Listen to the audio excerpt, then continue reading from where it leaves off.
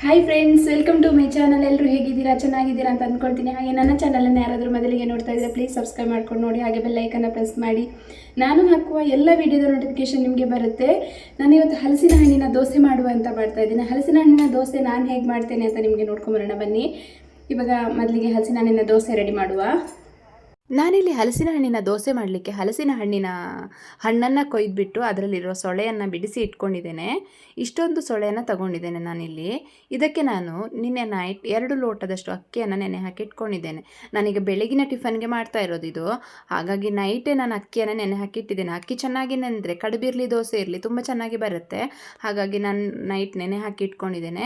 ಅದನ್ನು ತೊಳೆದು ಕ್ಲೀನ್ ಮಾಡಿ ತೊಗೊಂಡಿದ್ದೇನೆ. ಹಾಗೆ 1 ಕಪ್ಪಷ್ಟು ಕಾಯಿ ತುರಿಯನ್ನು ತಗೊಂಡಿದ್ದೇನೆ. ಕಾಯಿ ತುರಿ ಆಪ್ಷನಲ್, ಬೇಕಾದರೆ ಹಾಕ್ಬೋದು, ಹಾಕದೇ ಇದ್ರೂ ಆಗುತ್ತೆ. ಬಟ್ ಹಾಕಿದರೆ ತುಂಬ ಚೆನ್ನಾಗಿ ಬರುತ್ತೆ ಮಾತ್ರ. ಹಾಗಾಗಿ ನಿಮ್ಮ ಹಲಸಿನ ಹಣ್ಣೆಲ್ಲಾದರೂ ಸಪ್ಪೆ ಇತ್ತಂತಾದರೆ ಸ್ವಲ್ಪ ಬೆಲ್ಲವೂ ಕೂಡ ಹಾಕ್ಬೋದು ರುಬ್ಬುವಾಗ. ನಾನಿಲ್ಲಿ ಒಂದು ಮಿಕ್ಸಿ ಜಾರನ್ನು ತಗೊಂಡು ನಾನು ತಗೊಂಡಿರುವ ಅಕ್ಕಿಯಲ್ಲಿ ಅರ್ಧ ಅಂಶ ಅಕ್ಕಿಯನ್ನು ಹಾಕ್ಕೊಳ್ತೇನೆ. ಒಮ್ಮೆಲೆ ಪೂರ ಅಕ್ಕಿಯನ್ನು ಹಾಕ್ಕೊಂಡ್ರೆ ನಮಗೆ ರುಬ್ಬಲಿಕ್ಕೆ ಆಗೋದಿಲ್ಲ. ಹಲಸಿನ ಹಣ್ಣಿನ ಸೊಳ್ಳೆ ಕೂಡ ಹಾಕಬೇಕು ಅದರ ಜೊತೆಯಲ್ಲಿ. ಹಾಗಾಗಿ ಅರ್ಧ ಅರ್ಧ ಅಂಶದಲ್ಲಿ ಹಲಸಿನ ಹಣ್ಣಿನ ಸೊಳ್ಳೆ ಹಾಕಿ ರುಬ್ಕೊಂಡ್ರೆ ಚೆನ್ನಾಗಾಗುತ್ತೆ. ಇವಾಗ ನಾನು ಹಾಕ್ಕೊಳ್ತಾ ಇದ್ದೇನೆ. ಇದು ರುಬ್ಕೊಂಡು ಬಂದೆ ನೋಡಿ, ಈ ರೀತಿ ಆದರೆ ಸಾಕು. ಇದು ನೀರೂ ಅಷ್ಟೇ, ನೀವು ನೋಡಿ ಹಾಕ್ಕೋಬೇಕು. ಒಮ್ಮೆಲೆ ನೀರು ಹಾಕಿ ರುಬ್ಲಿಕ್ಕೆ ಹೋಗಬಾರ್ದು. ಇದು ರುಬ್ಬುವಾಗ ಸ್ವಲ್ಪ ಸ್ವಲ್ಪನೇ ನೀರು ಹಾಕಿ ರುಬ್ಕೋಬೇಕು. ಯಾಕಂದರೆ ದೋಸೆ ಆದರೆ ಸ್ವಲ್ಪ ನೀರಾದರೂ ನಡೀತದೆ. ಇದು ಕಡುಬು ಮಾಡುವಾಗ ನಾವು ಜಾಸ್ತಿ ನೀರು ಹಾಕ್ಕೊಂಡ್ರೆ ಕಡುಬು ಅದು ಚೆನ್ನಾಗಾಗೋದಿಲ್ಲ. ಹಾಗಾಗಿ ಇವಾಗ ನಾನು ಇನ್ನು ಉಳಿದಿರುವ ಅಕ್ಕಿಯನ್ನು ಕೂಡ ಅದೇ ಮಿಕ್ಸಿ ಜಾರಲ್ಲಿ ಹಾಕಿ ರುಬ್ಕೊಳ್ತೇನೆ. ಈಗ ಮಿಕ್ಸಿ ಜಾರಲ್ಲಿ ಹಾಕ್ಕೊಳ್ತಾ ಇದ್ದೇನೆ. ಹಲಸಿನ ಹಣ್ಣಿನ ಸೊಳ್ಳೆ ಕೂಡ ಇದಕ್ಕೆ ಉಳಿದಿರುವಂಥದ್ದನ್ನು ಇದಕ್ಕೆ ಹಾಕ್ಕೊಳ್ತೇನೆ. ಎಲ್ಲವೂ ಕೂಡ ಹಾಕ್ಕೊಳ್ಳುವ ಫಸ್ಟಿಗೆ. ಹಲಸಿನ ಹಣ್ಣಿನ ಸೊಳೆ ಎಷ್ಟಿದೆ ಅದರ ಮೇಲೆ ನೀವು ಅಕ್ಕಿಯನ್ನು ತಗೋಬೇಕಾಗುತ್ತೆ. ಜಾಸ್ತಿ ಅಕ್ಕಿಯನ್ನು ತಗೊಂಡ್ರೆ ಗಟ್ಟಿಯಾಗುತ್ತೆ. ಈಗ ಕಾಯಿ ತುರಿ ಕೂಡ ಇದಕ್ಕೆ ಹಾಕ್ಕೊಳ್ತೇನೆ ನಾನು. ಅಕ್ಕಿ ಜಾಸ್ತಿ ಆಗಬಾರ್ದು, ಗಟ್ಟಿ ಆಗುತ್ತೆ, ಟೇಸ್ಟ್ ಅಷ್ಟು ಚೆಂದ ಬರೋದಿಲ್ಲ. ಇವಾಗ ಹಲಸಿನ ಹಣ್ಣು ಸ್ವಲ್ಪ ಗ್ಯಾಸ್ಟ್ರಿಕ್ ಅಂತ ಹೇಳ್ತಾರೆ, ಸ್ವಲ್ಪ ಅಸಿಡಿಟಿ. ಹಾಗಾಗಿ ನಾನು ಇದಕ್ಕೆ 1 ಸ್ಪೂನಷ್ಟು ಜೀರಿಗೆಯನ್ನು ತಗೊಂಡಿದ್ದೇನೆ. ಜೀರಿಗೆ ಹಾಕಿ ರುಬ್ಕೊಳ್ತಾ ಇದ್ದೇನೆ. ಇವಾಗ ಎಲ್ಲವನ್ನು ಹಾಕಿ ನೀಟಾಗಿ ರುಬ್ಕೊಳ್ಳುವ. ಈಗ ರುಬ್ಬಿರೋ ಮಿಶ್ರಣವನ್ನು ಇದೇ ಪಾತ್ರೆಯಲ್ಲಿ ಹಾಕ್ಕೊಳ್ತೇನೆ.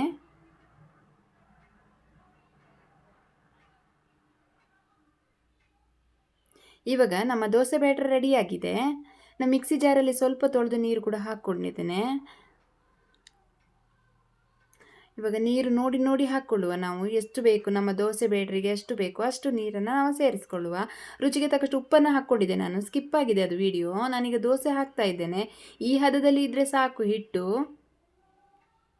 ಇವಾಗ ದೋಸೆ ಹಾಕಿದ್ದೇನಲ್ಲ, ಎಷ್ಟು ಚಂದ ಬರ್ತಾ ಇದೆ ನೋಡಿ.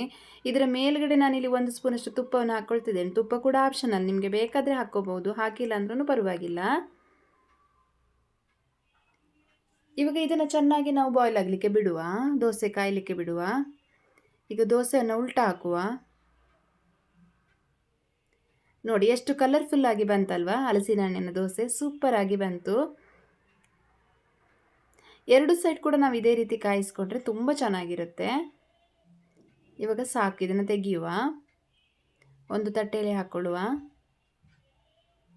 ಈಗ ಇನ್ನೊಂದು ದೋಸೆ ಕೂಡ ಹಾಕ್ಕೊಂಡಿದ್ದೇನೆ ನೋಡಿ ನಾನು.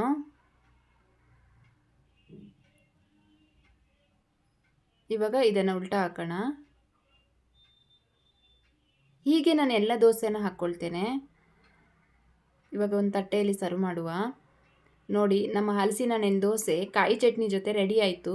ಸೂಪರಾಗಿರುತ್ತೆ, ತಿನ್ನಲಿಕ್ಕೆ ತುಂಬ ಚೆನ್ನಾಗಿರುತ್ತೆ. ನಿಮಗೆ ಕೂಡ ಈ ವಿಡಿಯೋ ಇಷ್ಟ ಆದರೆ ಒಂದು ಲೈಕ್ ಮಾಡಿ, ಶೇರ್ ಮಾಡಿ, ಕಮೆಂಟ್ ಮಾಡಿ. ಹಾಗೆ ನನ್ನ ಚಾನಲನ್ನು ಸಬ್ಸ್ಕ್ರೈಬ್ ಮಾಡ್ಕೊಂಡು ನೋಡಿ. Thank you, bye bye.